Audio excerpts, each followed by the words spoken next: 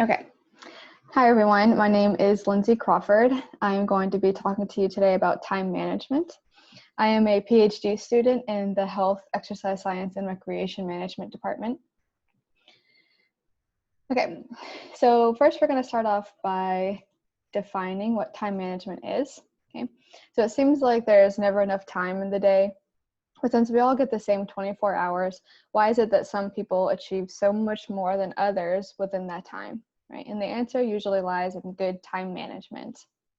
The time management is defined as the process of organizing and planning how to divide your time between specific activities.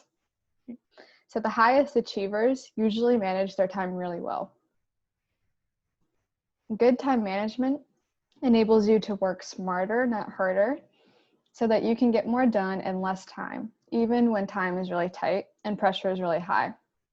Okay. So by using the time management techniques that we're going to talk about today, you can improve your ability to function more effectively, and this will be really beneficial in terms of academic success.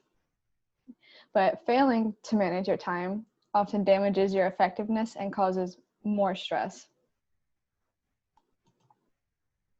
So this is what I'm going to run through today, how to make a plan for time management. We need to encompass all of these things. So we're going to start off by getting organized. We're going to set goals and create timelines and deadlines. Usually this goal, timeline, deadline section kind of happens at the same time. We're going to learn how to deal with procrastination or work on getting rid of some distractions. We're going to learn about one method of time management, and then some ways to channel stress and use rewards. So in order to get organized, a good place to start is your course syllabi. So you should review each class's syllabus and record any major due dates that are listed for assignments, quizzes, or tests. So this doesn't just have to be the major things like the midterms and tests. I would write down as much as you can find. The more you can write down at the beginning, the less you'll have to keep track of later. And it's important to update your due dates throughout the semester as things change or more assignments are assigned.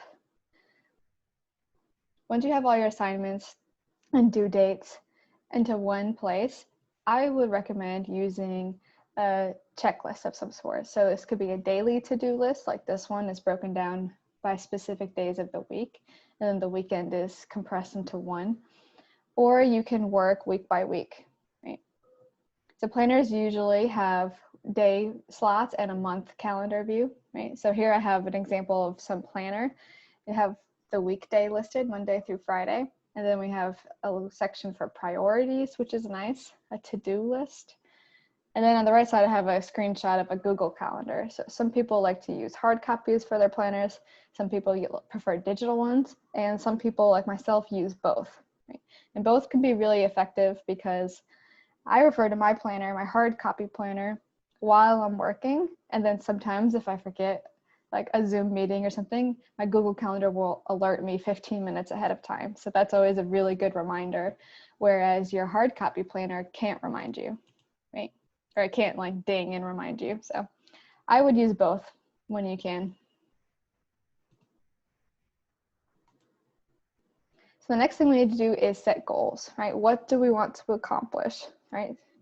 And this should be evident from your list of assignments you need to work on or goals outside of school, right? We're talking in terms of academic assignments, but it could be anything. So one good method of setting goals is to use the SMART method. And SMART is an acronym for specific, measurable, attainable, relevant, and time-bound or timely. Most of the time, I would say when people make a goal, they just say, I want to do better on my homework, right? Or I want to try harder on my next test. Okay, so but if we make it specific, we'll start by focusing and identifying tangible outcomes, right? So I want to earn this kind of grade on my test. I want to earn an A, right? And without these specifics, your goal runs the risk of being too vague to achieve. And being more specific helps you identify what you want to achieve. You should also identify what resources you are going to leverage to achieve success. I just need to minimize these videos that are popping up. Okay, there we go. All right, next thing we want to work on is making it measurable. Okay, so one thing I see a lot in our department. When we talk about SMART goals, since I'm in exercise science, we're usually talking about health, and people, main goal they always want to achieve, right, is to lose weight. Everybody wants to lose weight. So if you were to say, I want to lose some weight this month, right, it would be really hard to tell if you were successful, right, if you don't have a starting weight, like if you don't measure yourself at the beginning of the month, if you don't know how much you weigh, right, if you right now don't know how much you study, how can you know that you studied more, right? So you need to have a baseline and you need to make your goal measurable, right? So I have an example down here. Let's see if I can click. So instead of I want to do better on my homework, right, do we want to do more homework assignments? Do we want to spend more time on the assignments, right? Or do we want to achieve a certain grade? Okay, so we need to be really specific and make sure it's something quantifiable. Okay? So this will help you, again, evaluate achievement and also progress. So if you can see you're doing a little better every week, right, we'll know that your goal is very tangible and achievable. Okay? And it also often answers how much or how many and highlights how you'll know you achieved your goal. I would argue that these first two, specific and measurable, are the most important parts of setting goals. The next one is attainable. Your goal should be challenging, but still be reasonable to achieve. So reflecting on this component can reveal any potential barriers that you may need to overcome to realize success. Outlining the steps you're planning to take to achieve your goal. Okay? So attainable, another one I often see is achievable, right? You want to make sure it's something you can actually accomplish. So right now, let's say you're a C student. If you just say, I want to earn 100% in every single one of my classes, not even an A, just like an A+++, right? It might not be very achievable or attainable, so you need to cater your goals to your past and make sure you go little by little. And then next, you want to make sure it's relevant. So this is getting real with yourself and ensuring what you're trying to achieve is worthwhile to you. Okay? So if you don't value what you're setting a goal about, or if I don't value losing weight and I want to try to lose weight, then I'm probably never going to put forth the effort. So you need to make sure that it's really a priority and a focus for you. And then lastly, every goal needs a target date. So it needs to be timely, right? Something that motivates you to really apply focus and discipline necessary to achieve it. This answers the when question, and it's important to set a realistic time frame to achieve your goal to ensure you don't get distracted. So at the bottom, again, we said, instead of I want to do better on my homework, right? An example might be, I will try to spend 30 minutes each day working on my homework for the next 2 weeks. Okay? So I have a short, it's pretty realistic, right? We could totally spend 30 minutes a day working on my homework. And my long-term goal is for 2 weeks, right? So after 2 weeks, I'll see, was I successful? Did I actually do it every day? Should I change it to weekdays or just weekends, right? So after you set the first goal, make sure you reflect and see how you did. And then you might need to alter one specific part of the acronym, which is usually the measurable or the time bound, right? Just make sure that you set a new goal that you can achieve. Click. All right, next step is to create a timeline. Usually, again, this occurs at the same time as the SMART goals, right? We're setting that long-term timeline. So it's important to create a timeline for all of your goals and assignments so that you can have a clear guide of what you need to complete and when you need to complete it. This will increase your chances of completing the assignment since it'll break it down into more manageable parts. And I would say this is very, very useful when you have a very large assignment or a large project or something you're really intimidated by. The timeline can be as short as what you need to accomplish in one day or in an afternoon, but it can also be as long as a semester and encompass as much as you need it to, right? So set timelines based on what you need to work on. And then of course, with the timeline, you should also incorporate a final deadline. Right? This could be the actual due date for the assignment or 1 minute before class. But I would recommend that you should set the deadline at least the day before something's due, right? Just to account for any potential delays if you know yourself well, right? Or if you know you have an unreliable printer or you don't really have good access to a printer, maybe give yourself a nice 2-day cushion just to make sure everything works. Okay. So whatever you are used to do in terms of procrastinating, incorporate that into the deadline. And speaking of procrastination, right? Procrastination is the bane of every student's existence, right? We know what we should do, we just don't want to do it, right? So it's really easy to put off undesirable assignments until the very last minute. But then when we're forced to pull a stress-induced all-nighter, right, that can be very harmful to your grades, right? So even if you drink 7 cups of coffee, you'll be exhausted, frustrated, and you'll often turn in an assignment that does not reflect your capabilities or your best work. Okay? So there are many ways to avoid procrastination and even more benefits to kicking the habit completely, right? And we're going to talk about a few ways to keep it at bay. But the first thing you should do, and I think this is a pretty fun activity, is to learn what kind of procrastinator you really are. Right? So what do you tend to do when you procrastinate? Go ahead and think about that really quickly. So once you know what kind of procrastinator you are, right, you can consciously avoid doing these activities in the future. So on this next slide, I have this funny cartoon of examples of different types of procrastinators. And I want you guys to look through and then in the chat, say what kind of procrastinator you are, if you feel like sharing.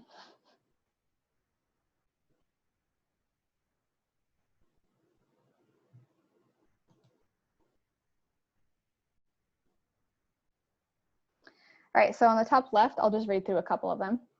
We have the cleaner, and you can be more than one of these, right? You could be a mixture, or depending on what activity you're procrastinating, it could change, right? So a cleaner would maybe do some laundry or make sure everything's clean before they begin. The panicker just freaks out and does nothing, right? The napper takes naps, obviously. Some people go on social media to procrastinate. Some people do random internet research, maybe on Wikipedia, right? The gamer might play video games. I think I'm a bit of a list maker, right? I'll really break down what I need to do, get really organized, and then maybe panic a little bit and then get sidetracked. So it's a system, right? It's all a process, but it's good to figure out what you are, right? If you're really inclined to watch TV or movies instead of working, maybe you need to realize that before you start working on your next assignment, okay? So the next thing we can do is to get rid of some distractions, right? Especially based on what kind of procrastinator we are, we can get rid of those distractions. But one of our biggest distractions, I think we can all agree, is probably our cell phones, right? Constantly on, constantly dinging, or lighting up if they're on silent. So there are a lot of apps readily available that can reduce your screen time for you, right? If you don't have the willpower or the desire to do it yourself, to just flip your phone over, turn it off, or turn it on silent, or put it in another room, you can download apps to help you. So this is just a random list I found off the internet, so there are lots more. And in parentheses, I just wrote what systems they work for. So some work only on iPhones, some work only on Androids, and some you can actually put on your laptops, right? So your desktop computers. A lot of these are free, not in this list specifically, but there are a lot of free ones out there. Some of these cost just a couple dollars once. And the apps can be extremely insightful and show you how long you actually are on your phone each day, right? Some of them lock your apps for a certain amount of time, while some of them count how many times you open it and how long you're on the app. Okay? The apps can then compare your time to the normal amount of time for that app, which normal might not be the best word, but like average amount of time on the app. And you can even compare it to your friends for some friendly competition. So this is a screenshot just from one of the apps when I looked it up. So it shows you, right, on this little infographic on your phone, how many times you unlock your phone each day, right? So you might just casually look and not ever do anything. How many minutes you spend on social media, which apps you use the most, your score compared to other people and average amounts of use, some charts, right? You can see your time usage over days. So you can see maybe I use my phone the most on Sunday night while preparing for school, right? And then the blacklist. So this is an important function. So this blocks apps to reduce your usage, right? So you could say during whatever time you have class or do homework all day, right? So I could say from 8 to 3 p.m., I want to block Facebook, I want to block Instagram, okay? So you could just block it permanently until that time is up, right? So this can be really, really useful. I recommend looking and see if you can find a free one.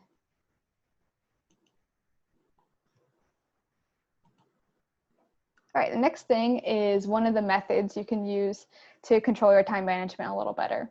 So I have no idea if this will play sound for you guys, but it doesn't talk in the video, so I'm just gonna play it and you'll just see the little graphics. So if you can hear, that's great, but it's also okay if you can't. So this is called the Pomodoro technique.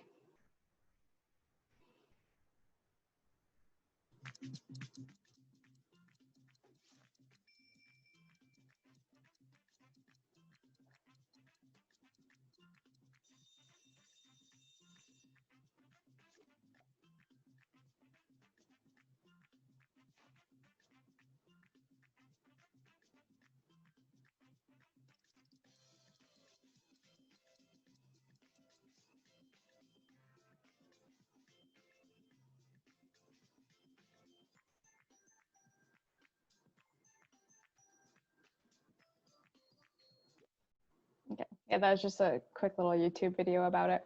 But again, this is called the Pomodoro technique. And Pomodoro, as you can see in the top right of the infographic, is the Italian word for tomato.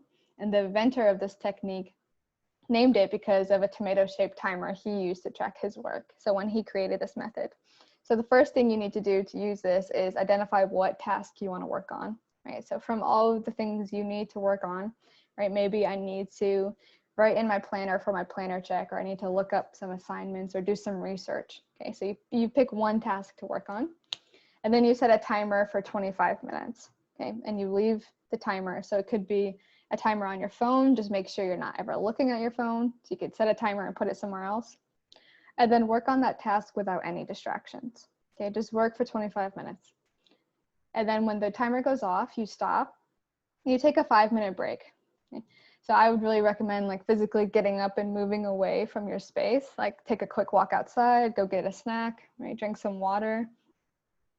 And then you go back to the task again for 25 minutes. Okay? And then after 4 intervals of this, you take a longer break of 15 to 30 minutes, depending on what you need to do. Okay? So here at the bottom of the infographic, we see Pomodoro 1, Pomodoro 2. This is what it will look like, right? So you're working for 25 minutes, you're taking a short break, you're working, taking a short break. Okay? So this gives you nice, even time to keep working and work your way through a task. Click. My thing's not clicking. I'll be patient. Okay. So the next thing we need to do is work on our stress levels, right? So some stress is good. There is such a thing as good stress, right? Without any stress, we probably wouldn't not get anything done ever, right? So it can act as a motivator to get you started with your work, but too much stress could definitely harm your productivity. So it's best to keep it at a moderate level, right? You want to keep it in check and you want to make sure you're checking in with yourself, okay? So breaking up your work with some light stress relief is good. Okay, this can be like breathing exercises or just getting up and taking a walk, right? And this also should depend on what type of stress you're experiencing, right? So we have lots of mental stress, physical stress, emotional stress, and we also have different ways of managing it. So if we want to use some mental stress relief, right, we could reach out to somebody. It could be a professional or a friend, right? Like I just need 15 minutes to vent about this class and then I'm going to start working, right? Or I need to read a book really quickly or just read a chapter of a book to take a break. Okay? So this one I really emphasize like talking to somebody if needed be, or listening to somebody. Okay? You could also take a physical break. So you could do some deep breathing. You can play a little meditation video on YouTube. You could take a walk. If you need to rest or sleep, right, you should definitely do that. That is a form of stress relief. And if you're already really overwhelmed and you need sleep, right, it's more beneficial to get sleep than it is to like finish your math homework, right? You want to make sure you're taking care of yourself, and then you'll be in a better place to then work on your homework. Okay? And exercise is also a really good method, right? It'll help you in the long run. It'll make you feel better after. It's positive, right? And then for emotional methods, you can listen to music, right? Go speak to a professional. And this one I really want to emphasize, right? You should feel the emotions that you are feeling, right? You should recognize them. If you feel like you need to cry, cry it out, right? There's no harm, there's no shame in experiencing whatever you're feeling, right? So let your emotions surface. Don't try to push it down. And then after they surface, deal with it, right? And another thing people really like to do is to color or draw, right? And then the last one I have some spiritual examples, right? You could do some guided meditation, or some people prefer praying, right? You could volunteer, you could help out a friend, right? You could help out a family member. You could practice some mindfulness, which again is like checking in with your emotions, recognizing them and allowing them to happen. Or you could talk to a mentor. And this could just be, you know, someone in your family that you look up to, a professor you look up to. It doesn't have to be anybody specific. Okay. So make sure you take breaks when you need to and channel your stress consistently throughout the semester, right? So another thing we should do is set rewards. So having something to look forward to at the end of the week or the end of a project will make you want to start sooner and complete it sooner, right? So for example, when I'm reading for a class or I'm writing a lesson plan, usually I'm like, as soon as I finish this, I'm going to watch an episode of Parks and Rec, right? It's nice and short. It always puts me in a good mood, right? That's something to look forward to, but it's not too long, right? It's not going to hurt me in the long run. Okay. So once you have met your SMART goal, right, reward yourself with something small. Your reward should be depending on what you're doing, right? But it should not work against your long-term goals. Okay, so for example, if I want to work on my homework consistently throughout the week, right? Say my SMART goal was to work, we'll pretend it's SMART, right? I worked all week, I did everything I had to do this week. So next week I'm gonna take it off, right? Like that would not be beneficial. That would put me back to being really stressed, right? Or if I want to lose weight, right? My path is to lose some weight. It would not be helpful to have a reward of eating cake every single day that I ate healthy, right? I ate healthy all day, now I'm going to eat cake, right? That would not help me long term. It would just ruin all the hard work I put in. So in essence, spread out your rewards and make them benefit you in the long run. Okay? So this is totally dependent on what you like, right? Your reward could be a favorite meal, right? Maybe you could go to Rice and Spice at the end of the week. You could have some extra time with friends, do something you really enjoy doing, like watching a scary movie, or you could run a new video game, right? Do something that benefits you, you will look forward to, but it won't hurt you, okay? Okay, some of the last things you can do if you need additional help, right, or some guidance on how to do this, how to implement it all, you can always reach out to the Center for Student Success. Okay? They have consultations or academic advisors you could talk to, or mentors if you have any mentors in your classes. So you can fill out a request form online, you can send them an email or call them, or you can stop by the office anytime 8 to 5.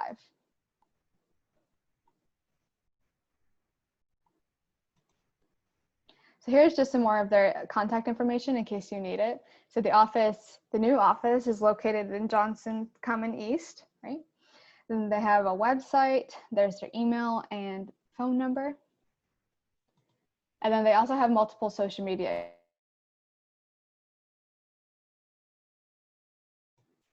I was muted, sorry. They have Facebook, Twitter, Instagram, Pinterest, and YouTube. And they do share a lot and post some good tips. So I would definitely look them up.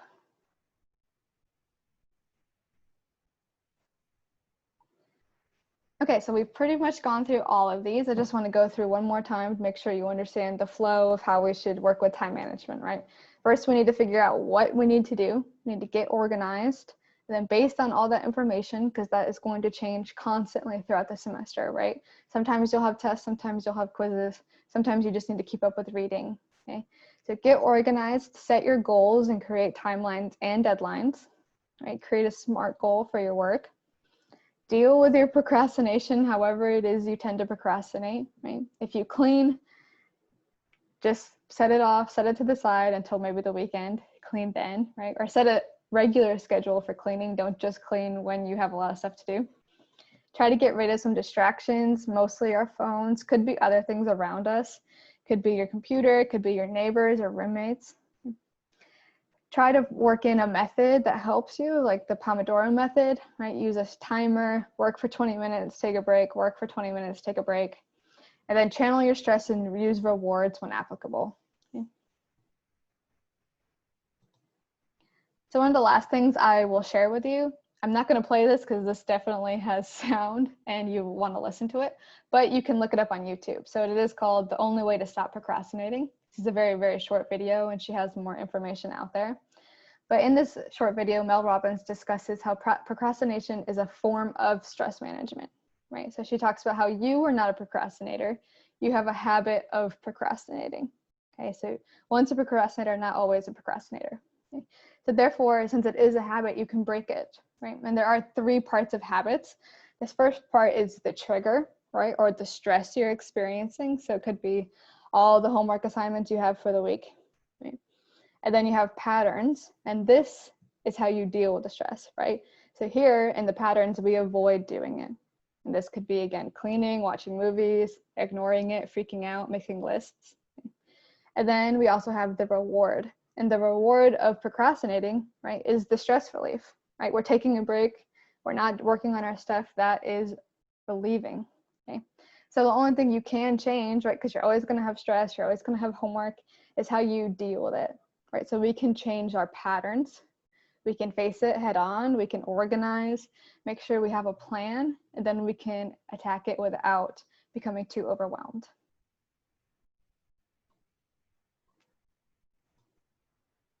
Oops, it's going to play the video for us.